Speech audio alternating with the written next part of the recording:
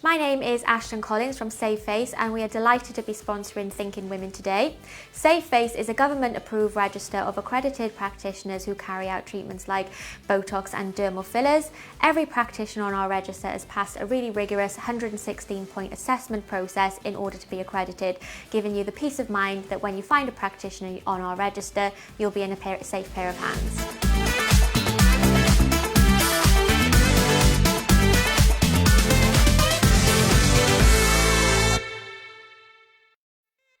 Welcome to Thinking Women, the intelligent conversation show. And we've got another jam-packed show lined up for you because we're so good to you. So this is June, jam-packed June, absolutely. And it's all gone summery. Yeah. It's all quite nice. Yeah, the sun's shining and we're feeling very happy. Hope you are too.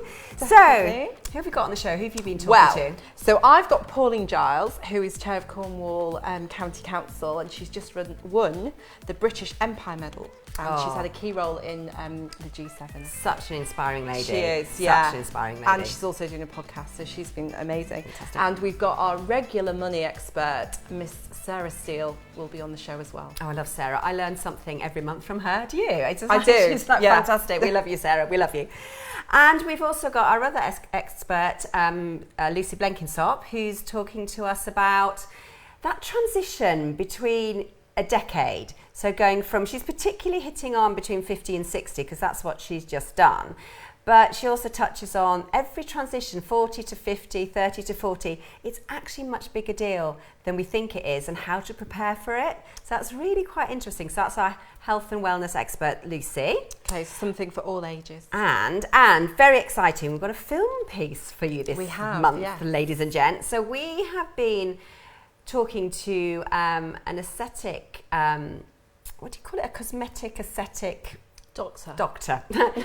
Asal, that's the one. Dr. Asal, absolutely. Yeah, so we're deep diving into facial aesthetics and our sponsors who are Save Face. Thank you to them. We've got two ladies from Save Face who've come in to chat about the whole ethics around it. Yeah, and, you know, the ethics of what has been called not plastic surgery, but procedures and things. Anyway, like Botox fillers, all that kind of thing. Lou and I put our money where our mouth was, and we went in, and you will see. You will see what happens. So very exciting. So over to our very first guest. So our next guest is Pauline Giles, who's the Chair of Cornwall County Council and the recent recipient of the British Empire Medal. Pauline also had a key role to play in the G7, and we're going to find out more now. So hi, Pauline. Hiya. Welcome to Thinking Women, and thank you for coming in. You've got such a busy schedule with everything that you've got going on. You also run a charity as well, and we're going to talk about that. But G7, goodness me. So what went on and what, behind the scenes? Talk about hit the ground running, really, because I just became the chairman. And then I got given the schedule for G7. It was like, blimey. Really? So, yeah, I mean, in the morning on the Friday, the world leaders started arriving in their planes. Okay. But they were stacked up and circling.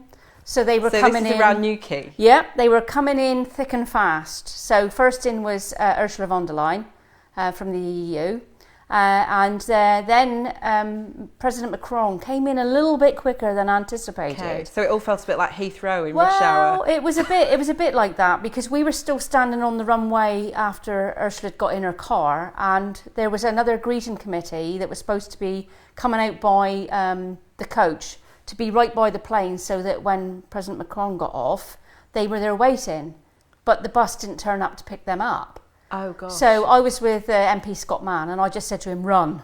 And they've got a picture or a video of us actually running across the tarmac to make sure that we got in the doors before they opened. And just before they opened the doors, the coach pulled up and the Lord Lieutenant and everybody else sort of rattled off the coach, and we just sort of spread out a little bit. Oh, amazing. And, I mean, it's like everything else in this job, you're paddling like heck, and everything on the top looks, well, that's how it amazing. all looked, you see. It looked like everything was calm and everything was great. I know I do the school run up and down the A30, and occasionally you'd suddenly see all these like massive like loads of police bikes coming down the road, just like quickly get out the way for them. So it was quite an event, really, wasn't it? It was, and it was a case of masks on, masks off. Are we elbow touching? Are we shaking hands? And there was a real. So what did happen? There was a bit of a mix, to be honest with you. I mean, the president of the USA got off, and he just put his hand out to the leader and everybody, and you know, that was the way he wanted to embrace the... There were, you were saying earlier when we were chatting in the green room, quite a lot of stringent testing. We were all being tested every day. We had to do a lateral flow test, and I couldn't even get on the airport without giving them the information about that every day. So it was all very safe. So we were all testing from the get-go. So I finished testing yesterday.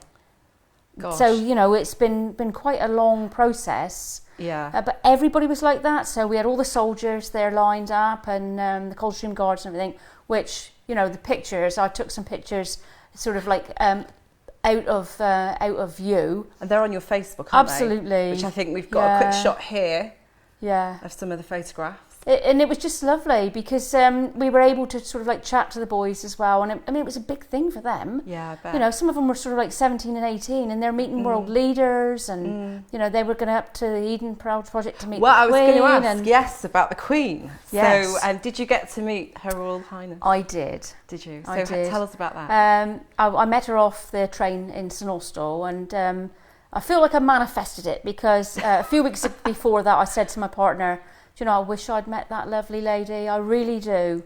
And I thought most probably my opportunity had gone. So when I got the email to say you're meeting the Queen off the train, it was just like I'd won the lottery, really. Gosh, and it was all quite last minute, wasn't it? It was, yeah. So I sort of looked at the news and was like, the Queen's been to Cornwall. Yeah. We didn't even know. I know we were lined up waiting for her to get off, and I just looked over my shoulder as she was getting off the train. And it was just surreal. Yeah. And she congratulated me on my British Empire medal. So tell us about this. I mean, you've got such an inspiring story because I asked you about your background and what's your background? I love this. Well, I'm a proper Cornish maid. Cornish maid. Proper and Cornish. You've just achieved so much. Yeah. Absolutely amazing. Why shouldn't you? It doesn't matter where you come fantastic. from if you've got it in you to do. Then. So talking about your British Empire medal, so what was that given to you for? That was for services to my community and Bosom Buddies, which I set up after breast cancer. And I've been into lots of schools in the years, and I've educated 27,000 girls on how to check themselves for breast cancer. That's amazing. When you think that you know, a lot of these ladies at some point in their life will get it. Yeah. I just think that it's just a valuable thing. It's a bit like riding a bike. Absolutely. Once you know, you know. Yeah, and it's so easy to check your breasts, make sure you're all right. So. And with being so busy, I mean, I have to really change the way that Bosom Buddies has been running. Yeah. And COVID has been the answer, really. It's going to have to go online, and we're going to be doing like a video of how to check, and just as a charity supplying all the literature so that the girls will still I mean, get that's the been one education. of the good things coming out of COVID. If Absolutely. Anything, is all the online stuff. Yeah, the way we work. Yeah, and we've chatted about that in other shows. And then the other work that you do in St Blazy. So you've got a shop. Yeah, founded St Blazy Reuse Recycle, and we go and collect stuff from 4 of the dumps now. It's 4 actually, and we've got a container on each one. So people can go in there and put their good furniture in there. Yeah. So we started off with a small shop, and now we've got a warehouse. Goodness me. And we sell things really cheaply. So I'm in quite a deprived area. So the families who are really, really struggling, they get the furniture for free. Some will pay a nominal fee, maybe like £3 for a chair or something like that, because we want to turn their houses into homes. Yeah. You know, when you've been in bed and breakfast and they give you the keys to a property, nobody actually says, have you got anything to put in it? Oh, yeah. I mean, this, because I didn't know, but when you move into a council house, some of them, you don't have carpets. No. There's so much you need to do. So some of my families will come in and they'll say, oh, how much is that single bed? And I'll say, oh, that one's £15. That's complete. Clean mattress and everything. Phone call. Next thing you know, they're all down. It's on their heads and they're running up the road with it. So there's no extra expense. So, you know, it's brilliant. Dave runs the shop, my partner. He's been my absolute wingman in everything that I've done. Well, you know what they say, behind every amazing woman, there's an amazing man. Absolutely, and he is amazing. There's no doubt about it. Well, it's been so inspiring talking to you, and we've got you on one of our podcasts as well. So if you go onto our website, you can find out more about that. But Pauline, thank you so much. I could chat to you all day. It's You're brilliant. welcome. You're so inspiring, and it's such a pleasure to have you here. Thank you. Thanks. So this month I'm going to talk about why we should all make a will. Now, most of us have heard of wills, but not everybody who should have one has got one in place. And in fact, research has shown that about 60% of adults in the UK don't have one. So what does it mean if we don't? Well, a will is a legal document and it tells people two very important things. Firstly, who should inherit our money and possessions when we die. This is called our estate. And secondly, who should be in charge of organising that estate and following the instructions that we leave in our will. And that person is known as our executor. But we could also use wills to tell people about other wishes we have as well. Things like instructions for our funeral or what should happen to our pets after we've gone. Now, this is the important thing.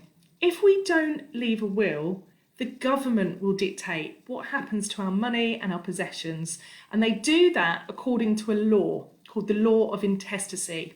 And that might not be in line with what we want. So for example, if you're living together with a partner, but you're not married or you're not in a civil partnership, your partner won't be entitled to inherit anything unless you've made that will leaving it to them. It might go to other family members, or it could even go to the government if you've got no surviving relatives. So to find out what might happen to your estate if you haven't made a will, just look up the rules on the gov.uk website. Now, if you do want to get a will drawn up, you can get a simple will from a solicitor. Normally starts at around £200, but it might be more if you've got a more complex financial or family situation. A lower cost alternative might be to look at a will writing service, and quite a few of the major charities also provide this service in return for a donation or a bequest to their cause. If you want to explore that further, have a look at the website of the charity of your choice to see if they offer that will writing service, or you could look at the Will Aid website. It's at willaid.org.uk just to see which charities are taking part. Now, anyone over 18 can have a will. You're never too young to have one. So if you haven't done it already, add it to your list of things to do this month and get yourself financially sorted. Hi everyone, my name's Lucy, Tea with Lucy B on Instagram, and today I just wanted to talk to you about the transition of turning 60 and beyond. Of course, when I was growing up, I always had the narrative in my head that at 50 you lose your confidence and you become invisible. But actually, when I was going through my 40s, my perimenopause, and my 50s, my menopause, I was thinking, well, I'm not invisible. I'm still very relevant. I'm building a business. I still do daily yoga, you know, and I feel very relevant and totally not invisible. But as I've hit 60, I now see what the problem is. Because at 60, your body really knows it's 60. There's no denying the end is in sight. Time is finite. And even things like if you sleep on the wrong pillow when you're over 60, you wake up with kind of aches and pains, however fit or slim you are. You know, that's irrelevant. It's just your age. So you have to fight this, because if you don't fight this, you know, it's really going to be serious. And this is where people become invisible, and it's due to your physical health, because if you don't have physical health, it will impact on your mental health and you will lose confidence. The other way you're going to lose physical health is by putting on weight, because your metabolism really slows down as you get older. It's an important thing to watch out for. So the conclusion I've come to, having been, you know, I'm pretty fit. You know, I've been a yoga teacher for over 10 years. and you know I'm slim enough, is that it's consistency that's important. It's consistently having an exercise program, so you're always building muscle flexibility and mobility and bone density. And the tip I want to give you today is to know where you are. And I believe having a set of body composition scales at home, so you know exactly where you are.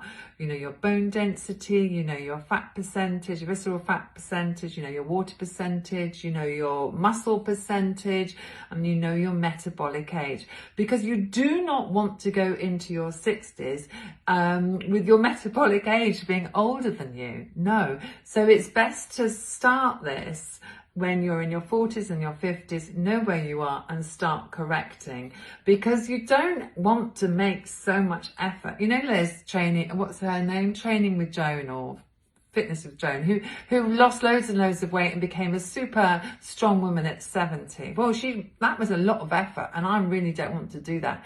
For me, being 60 is about maintaining. I don't want to be any more than I am. I just want to, you know, have a really good quality of life. But that is consistency, and that is turning up every day doing some form of exercise. And walking the dog or just one type of exercise is not enough. So I really recommend these body composition scales. I got mine in John Lewis, about 50 quid, and you can just know where you are. And that's the important message today, is to know where you are. And if you do know that, then you can act on the information. The demand for non-surgical face treatments is booming in the UK to the tune of £3 billion. But did you know this is a non-regulated industry? Anyone can actually inject fillers and Botox. Did you know that, Max? It's quite unbelievable. You can actually even buy it over the internet and do it yourself. Yes, it's quite frightening. I know very little about this, but we're delighted to be here today with Asthetics practitioner Dr. Asal, and also Ashton Collins and Emma Davies from Save Face to find out more.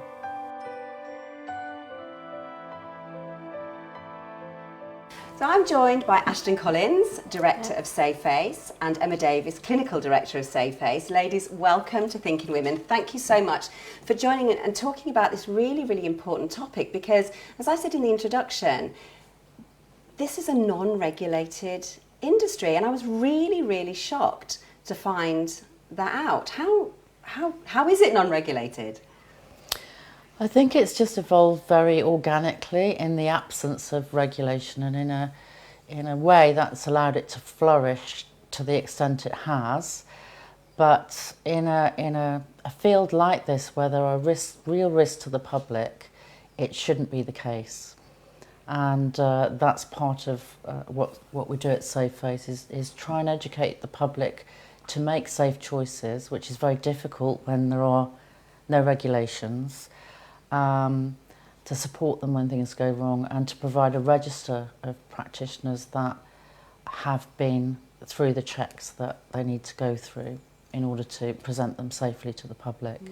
And Ashton, you know, I assumed, wrongly as it would appear, that you had to be medically trained in able to perform these procedures, but that's not true. Who can perform these procedures? Frighteningly, anybody can perform these treatments. You can literally be a practitioner with no training, no qualifications, no insurance even. You can watch a YouTube video, buy your products over the internet, set yourself up as a practitioner and start injecting people. And that does go on, that really does go on. And so, on the clinical side, what do you find happens? What gets presented to you at Safe Face when ladies have been at the wrong end of these unscrupulous people? Well, there are patterns, and we have data that explains what behaviours and what environments pose a consistent risk, and this is having treatments in your home or in weird and wonderful places. I've heard somebody have treatments in the back of a van, in the back of a shop. Those clearly aren't safe environments for the practitioner either. You need an environment like this one.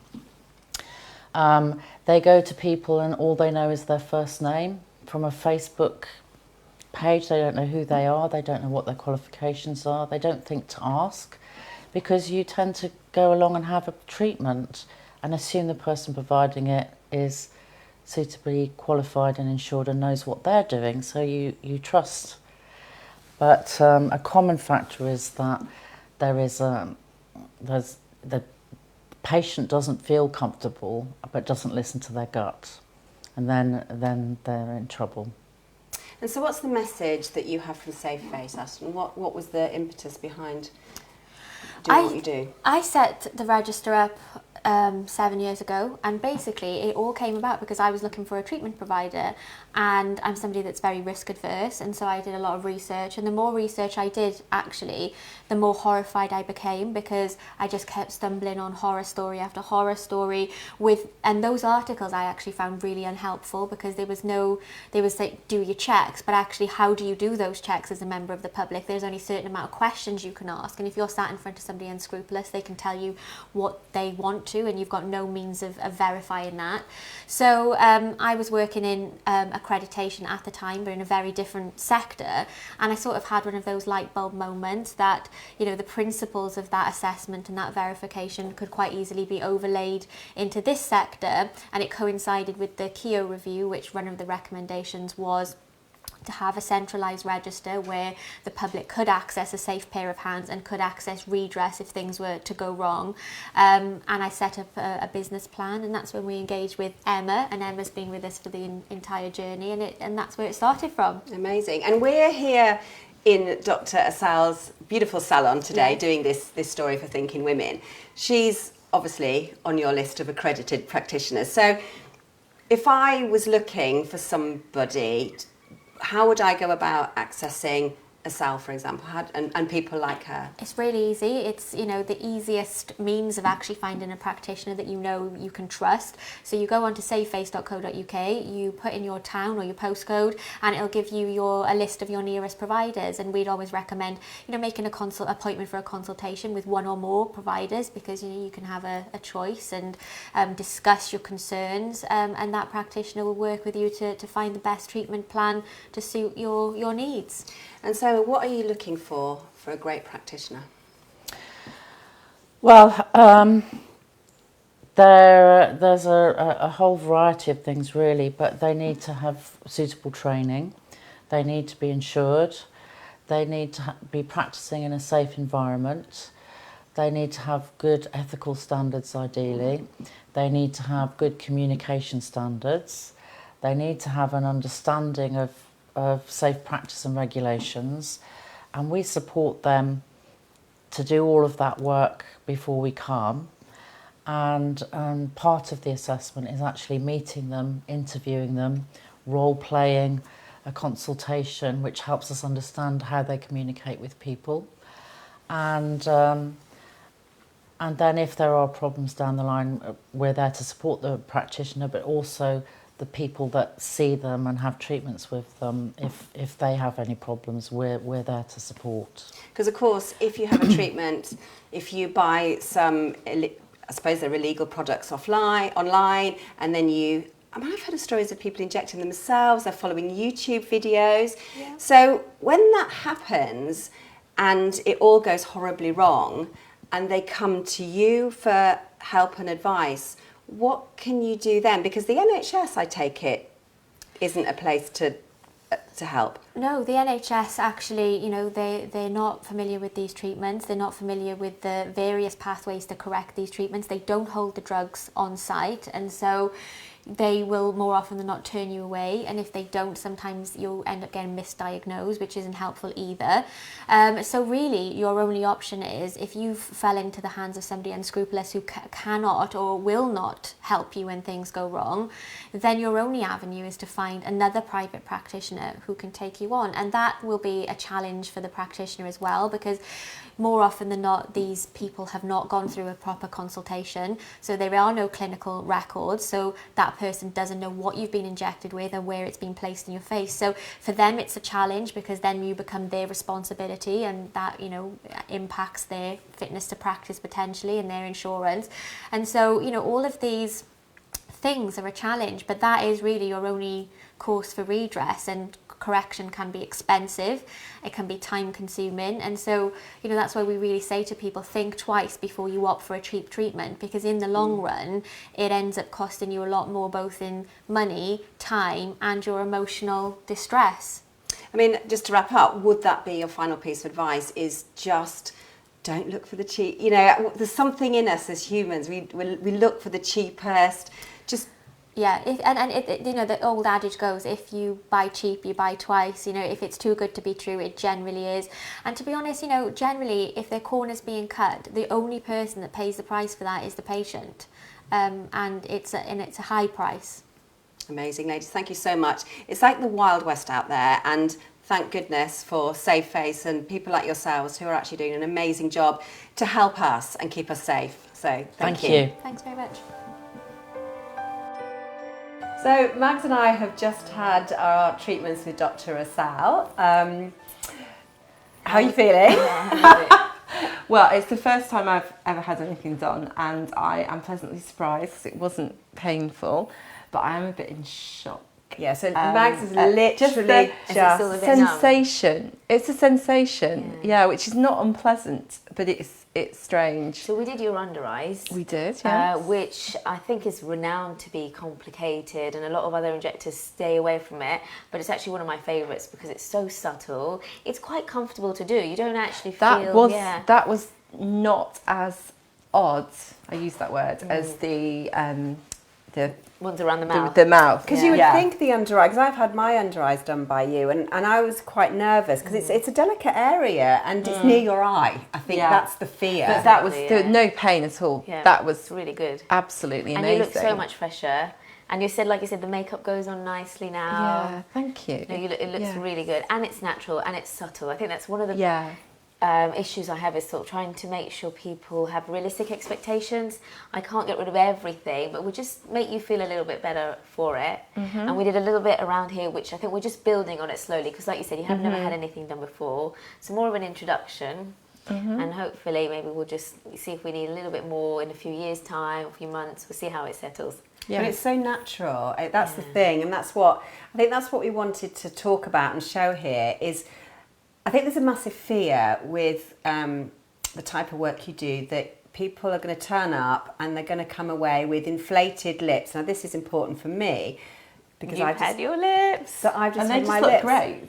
And I'm so happy. I don't at the age of 56 want to have great big bloated lips. And if I go home with that, my husband's just going to faint. And I don't want. But here you can see that that's not what happens when you get, and you use a special product for me exactly. as well, and I'll always describe it as, especially people that are not too keen on lip filler, it's lip hydration. I'm not actually adding volume, I'm restoring it. Well, everyone is deflating. We're all, I hate this word, but shriveling up a little bit. It's just going to happen, and it's all, every part of us, from our heads to our toes. We're aging, and the lips is the biggest giveaway. When they are feeling a bit thin and your lip gloss doesn't go on as nicely, why not just hydrate a little bit? And there are different products, and I think over the years I've figured out which ones are the best for the lips, and each person I would use a different filler for as well. And how did you explain it when you were doing it? It's like taking a raisin back to a grape. So that's And I must admit, that's what I felt like. I felt like I was being plumped. Yeah. And the odd feeling is the stuff going in. There's no pain really. It's just a bit pressure. The pressure. And I was scared about the pain. If I'm honest with you, I was scared to have my lips done because I really thought it was going to be very painful. And it really wasn't. And what you see on the pictures, I wasn't wincing. It was absolutely. So that was one or two of them. Maybe was it right? My description of feeling like a hair pulling out your nose. On the top a little bit. The ones near your nose actually a little bit. On the bottom, I couldn't feel a thing. And the more we do, the less it hurts or the less you feel, because there's numbing in the product itself as well. Yeah, great. So what I wanted to quickly, before we finish, is just to touch on the reasons why people have procedures done, because I think there's a tendency to think sometimes that it's just vanity.